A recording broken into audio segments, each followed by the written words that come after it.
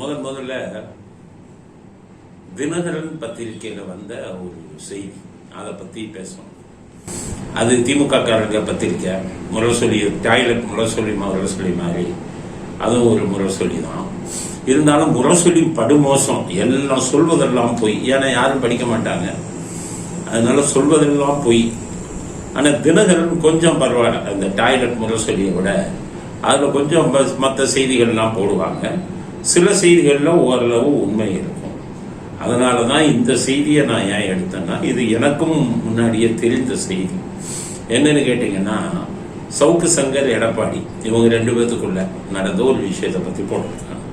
இப்போ தினகரன்ல என்ன செய்தி போட்டாங்க அப்படிங்கிறத முதல்ல சொல்கிறேன். அதுக்கப்புறம் அதுக்கு நான் அதில் உண்மை எது பொய் எது அப்படிங்கிறத நான் கருத்து தெரிவிக்க விரும்புகிறேன். தினகரன்ல வந்த செய்தி என்னன்னு கேட்டீங்கன்னா, சவுக்கு சங்கர் எடப்பாடியோட பையனுக்கு ஃபோன் பண்ணியிருக்காரு. அவர் எடப்பாடியோட பையன் பேரு மிதுன் அப்படின்னு நினைக்கிறேன், மிதுன். அவருக்கு ஃபோன் பண்ணியிருக்காங்க.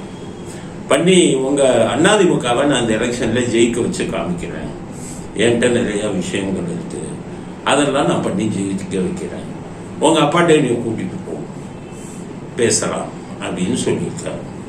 அந்த மிதுன் அவங்க அப்பா எடப்பாடிட்டுக்கு ஃபோன் பண்ணி பேசி அப்பாயின்மெண்ட் வாங்கி சவுக்கு சங்கரை கூட்டிட்டு போயிருக்காரு. அப்ப பேசப்பட்ட போது இவர் உங்க பிரசாந்த் கிஷோர் பண்ணி கொடுத்த மாதிரி நான் அதிமுகவை இந்த எம்பி எலெக்ஷன்ல ஜெயிக்க வைக்கிறேன், நான் ஆன்லைன்ல இன்டர்நெட்ல நிறைய விஷயம் பண்ணுவேன் அப்படின்னு சொல்லி ஒரு பெரிய அமௌண்ட் கேட்டதாகவும், எடப்பாடி அந்த அமௌண்ட்டை கொடுத்துட்டதாகவும், அதுல இன்னும் இருக்கிறது எலெக்ஷன் முடிஞ்ச உடனே கொடுக்கறதாகவும் பேச்சுவார்த்தை நடந்திருக்கு. அதுல பணம் கொடுக்கப்பட்டது. தினகரன்ல வந்த செய்தி சொல்றேன், பணம் கொடுக்கப்பட்டது.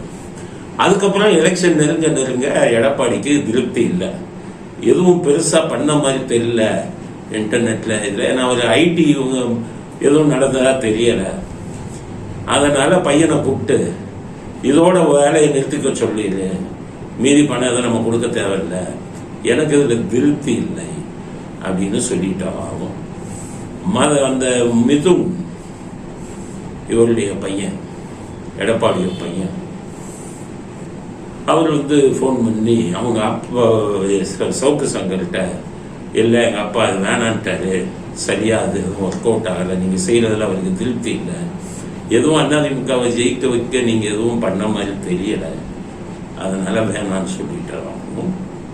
உடனடியாக இவர் சவுக்கு சங்கர் அப்படின்னா நீங்கள் மீதம் பேசின பணத்தை என்ன கொடுத்துருங்க அப்படின்னு சொல்லி அவங்க கூட சில பிரச்சனைகள் உருவாகும்.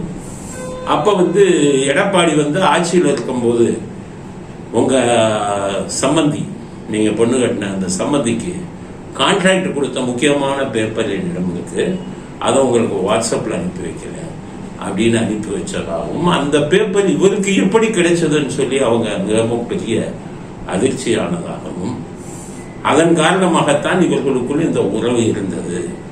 இப்ப இந்த பெயில் எடுக்கிறது இது எல்லாமே அதிமுக போய் பண்றதுக்கு காரணமே நம்ம தகவல், முக்கியமான தகவல் அவர்கிட்ட சிக்கிக்கிச்ச அப்படிங்கிற பயத்துல அவங்க இந்த விஷயங்கள் எல்லாம் பண்ணிக்கிட்டு இருக்கிறவங்களுக்கும் செய்தி இதுதான் இன்னைக்கு செய்தி. சரி, இந்த செய்தி முழுசா நம்ப முடியும். ஏன்னு கேட்டீங்கன்னா, தினகரன் பத்திரிக்கை வேற, அவங்க திமுக. ஆனா சவுக்கு சங்கருக்கு இத மாதிரி அவரே போன் பண்ணி பேசுறது வழக்கம். அவரே ஸ்டாலினை நான் நேரம் பார்த்தேன்னு சொன்னாங்க. அது அவரே உதயநிதிக்கு அவர் தான் போன் பண்ணியிருக்காரு. பண்ணி உதயநிதிட்ட அப்பாயின்மெண்ட் கேட்டு அங்க போய் பேசி பார்க்கும்போது ஸ்டாலின் எங்களுக்கு கிடைச்ச தகவல் ஒண்ணுமே பதிலே சொல்லாம இவர் பேசுனது மட்டும் கேட்டு தலையாட்டிக்கிட்டு இருந்திருக்காரு. அதோட இவர் வந்துட்டாரு. ஸ்டாலினுக்கு எதுவும் இவர் வச்சு பண்ணணும் அப்படிங்கிற ஒரு ஐடியா இல்லை, அதுதான் அவரே சொல்லியிருந்தாரு சவுக்கு சங்கர். பட் இந்த செய்தியில வரக்கூடியது தனி. ஆனால் நமக்கு கிடைத்த செய்தி நம்பகமான செய்தி. அது என்னன்னு கேட்டீங்கன்னா, சவுக்கு சங்கர் எடப்பாடியை கான்டாக்ட் பண்ணியிருக்காரு ஒரு பையன் மூலம் சொல்லி, இந்த எலெக்ஷன்ல பிரசாந்த் கிஷோர் மாதிரி நான் பண்ணித்தரேன்னு சொல்லியிருக்காரு. இது நிறைய பத்திரிகைக்காரவங்க இதுக்கு ட்ரை பண்ணாங்க. ஒவ்வொருவங்க யூடியூப்காரவங்க நிறைய பேர் என்கிட்ட கொடுங்க, எலெக்ஷனை நாங்க ஜெயிக்க வைக்கிறோம், இவங்களால நான் சொல்றேன் யாரையும் தப்பா சொல்லிச்சு. யூடியூப்ல சும்மா பேசிட்டா ஒரு எலெக்ஷன் இதெல்லாம் பண்ண முடியாது. ஒவ்வொருத்தரும் என்கிட்ட கொடுங்க. அவன் பிரசாந்த் கிஷோர் வச்சிருக்கான்னா ஒரு தனி கம்பெனி வச்சிருக்கான், ஐபேக்னு ஒரு கம்பெனி. எத்தனை பேர் வேலை பார்க்கிறாங்க? 100கணக்கான பேரை அதுல வேலைக்கு வச்சிருக்கான். மாச சம்பளம் எவ்வளவு? 70,000 ரூபாய் ஒவ்வொருத்தருக்கும். ஒரு மாசத்துக்கே 100கணக்கான பேர் வச்சிருக்கான். மாச சம்பளம் 70,000 ரூபாய்.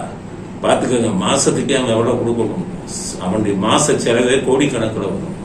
அவன் விஞ்ஞானபூர்வமா அதெல்லாம் பண்ணுவான். ஸோ இப்போ இங்க இருக்கிற நம்ம யூடியூபர்ஸ் நிறைய பேருக்கு நம்ம மேதாவிகள் நினைப்போம். எலெக்ஷன் இதெல்லாம் பண்றதுன்னா சாதாரண விஷயம் தான். அவ்வளவு டேட்டாஸ் வேணும். எந்த டேட்டாஸும் இங்க இருக்கிறவங்க யார்கிட்டையுமே இல்லை. பழைய எலெக்ஷனை பத்தி எல்லாம் தெரிஞ்சு வச்சிருக்கணும். 60 முன்னாடி இருந்து எலெக்ஷன் பேட்டர்ன் எப்படி வந்தது, ஓட்டு சதவீதம் எப்படி விழுகுது, எந்த கட்சிக்கு அதிகம் விழுகுது, இது மாதிரி வச்சு பெரிய லெவல்ல பண்ணணும். பிரசாந்த் கிஷோரை பார்த்து நம்ம ஆளுங்க புளிய பார்த்து பூனை சூடு போட்ட மாதிரி சவுக்கு சங்கர் மட்டும் இல்லை, எல்லாருமே எங்கிட்ட கொடுங்கன்னா அரசியல்வாதிகளை எங்கிட்ட கோடிக்கணக்கில் உடனே அரசியல்வாதி கோடிக்கணக்கில் கொடுத்துருவான் அப்படின்னு நினைச்சுக்கிட்டு அந்த மாதிரி பண்ணாங்க. அது மாதிரிதான் சவுக்கு சங்கர் ஒரு அரசியல் விமர்சகர். அவரால் ஒரு கட்சி எலெக்ஷன்ல ஜெயிக்க வைக்கிறதுனா எவ்வளவு பெரிய இது வேணும், டீம் வேணும், எவ்வளவு அனுபவம் வேணும், எப்படிப்பட்ட இது வேணும். ஸோ இவங்க அரசியல்வாதிகள்கிட்ட ஒவ்வொருத்தருக்கையும் பேசியிருக்காங்க. அது சவுக்கு சங்கர் எடப்பாடி எனக்கு முன்னாடியே இந்த செய்தி வந்துருச்சு. நான் மறைமுகமாக எல்லாம் அதை பத்தி பேசியிருந்தேன். அப்ப பேசி இவர்கிட்ட இது பண்ணி அந்த பணத்தை வாங்கி பண்றேன்னு சொல்லியிருக்காரு.